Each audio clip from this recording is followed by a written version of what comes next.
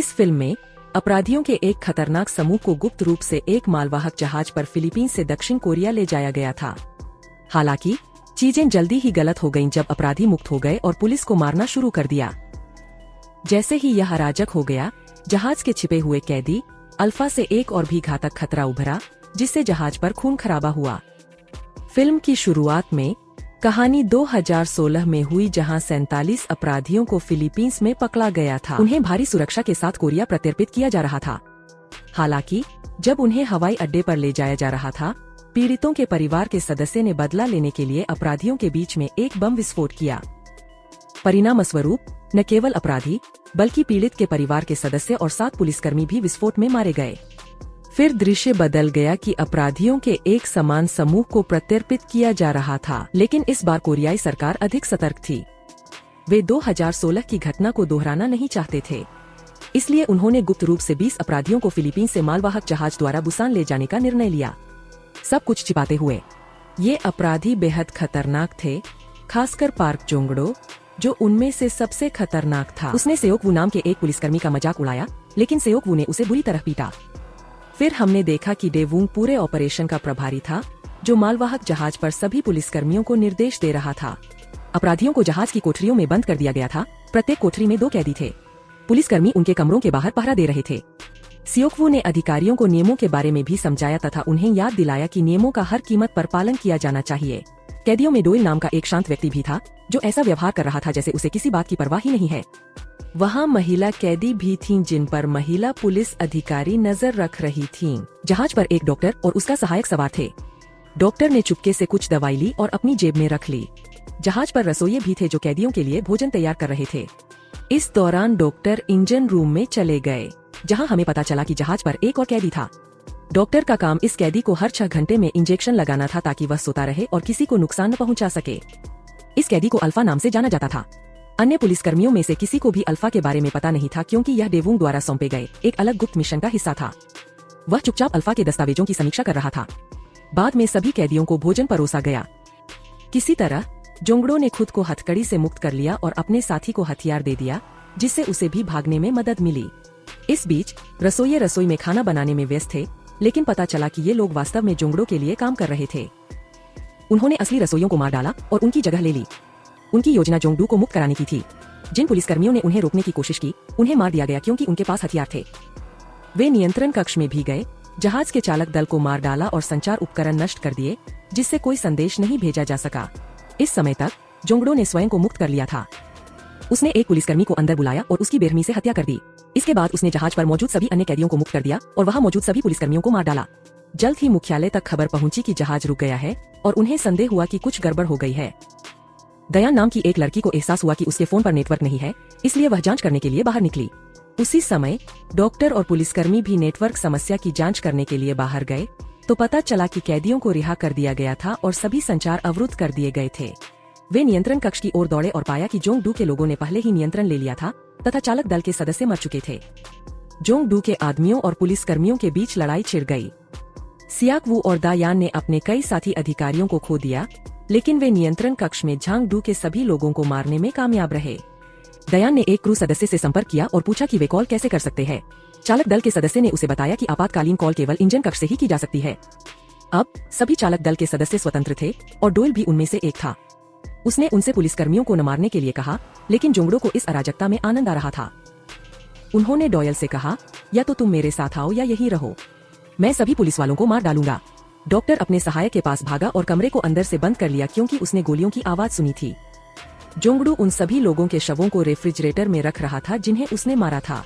Refrigerator से मृतक का रक्त एक पाइप के माध्यम से बहता था और पाइप से रक्त की एक बूंद अल्फा पर गिरती थी, जिससे वह गहरी नींद से जाग जाता था। सोकवू और दायोन उस क्षेत्र में पहुंचे जहां उन्होंने कैदियों को रखा था, लेकिन उन्होंने पाया कि सभी कैदी भाग गए थे। कैदियों को रिहा करने के बाद उन्होंने इंजन कक्ष की ओर जाने का विचार किया, लेकिन जोंगडो पहले ही वहां पहुंच चुका था और उसने उस फोन को नष्ट कर दिया था जिसका इस्तेमाल आपातकालीन कॉल के लिए किया जा सकता था। सियोक वू, दायोन और अन्य पुलिसकर्मी इंजन कक्ष में पहुंचे और कैदियों पर अपनी बंदूकें तान दी, लेकिन कैदियों ने जवाबी गोलीबारी की। पुलिस और कैदियों के बीच काफी देर तक लड़ाई चली, लेकिन तभी अल्फा आ गया।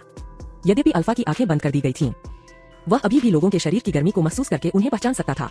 अल्फा बहुत शक्तिशाली था और अविश्वसनीय रूप से तेज चलता था। सभी लोग, कैदी और पुलिसकर्मी, उससे भयभीत थे और भागने की कोशिश कर रहे थे, लेकिन अल्फा ने किसी को भी जाने नहीं दिया। उसने जोंगड़ू को भी मार डाला।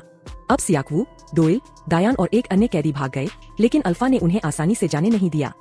वह उन्हें मारने के लिए उनका पीछा करता रहा। अल्फा ने सियाकवू पर हमला किया, लेकिन डोइल ने उसका मुकाबला किया। वे सभी भागने में सफल रहे और अल्फा को अपने पीछे आने से रोकने के लिए उन्होंने दबाव वाला दरवाजा बंद कर दिया। इस बीच दाईवुंग मुख्यालय में था और यह जानने की कोशिश कर रहा था कि जहाज पर क्या हो रहा है। उन्होंने उपग्रह चित्रों को देखा और पाया कि विमान में खून खराबा हो रहा था। तभी डेवुंग को किसी का फोन आया जिसने उसे रक्तपात रोकने के लिए कहा। इस व्यक्ति के शरीर पर भी वही नंबर था जो अल्फा के शरीर पर था। यह पता चला कि अल्फा को गुप्त रूप से इस व्यक्ति के पास लाया जाना था और इस मिशन को पूरा करने के लिए डेवुंग को नियुक्त किया गया था। जहाज पर 2 चालक दल के सदस्यों ने लाइफ बोट का उपयोग करके भागने का प्रयास किया, लेकिन अल्फा ने आकर उन दोनों को मार डाला। इस बीच डॉक्टर और उनके सहायक अपने बंद कमरे के अंदर ही रहे। उन्होंने बाहर से आती हुई आवाजें सुनी और सहायक ने शीशे से देखा। अचानक अल्फा का हाथ कांच को तोड़कर डॉक्टर के सहायक को मार डाला।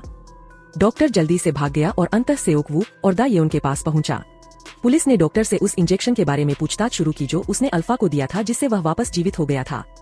डॉक्टर ने बताया कि उन्हें केवल इंजेक्शन लगाने के लिए ही यहाँ लाया गया था तथा इसके बारे में उन्हें कोई और जानकारी नहीं है। सियोकवू ने सभी को वहाँ से चले जाने का निर्देश दिया ताकि वह अकेले ही अन्य जीवित बचे लोगों की तलाश कर सके। बचे हुए लोगों को जल्द ही म्यांगजू नामक एक कैदी मिल गया जो अभी भी जीवित था।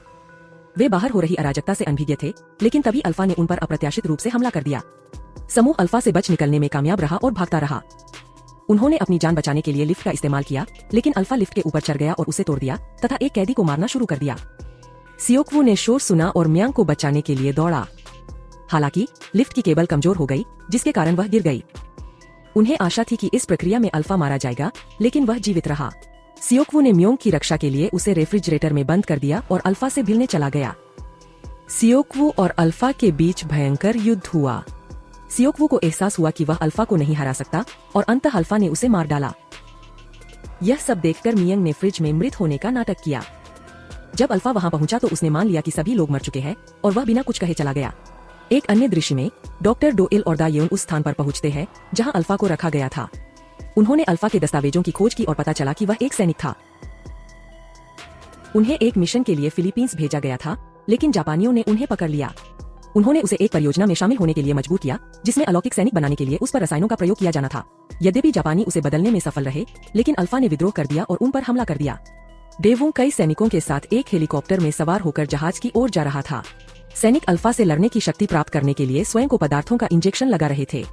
जहाज पर पहुंचने पर उनकी मुलाकात म्योंग से हुई, जिसने उन्हें बताया कि अल्फा ने सभी को मार दिया है।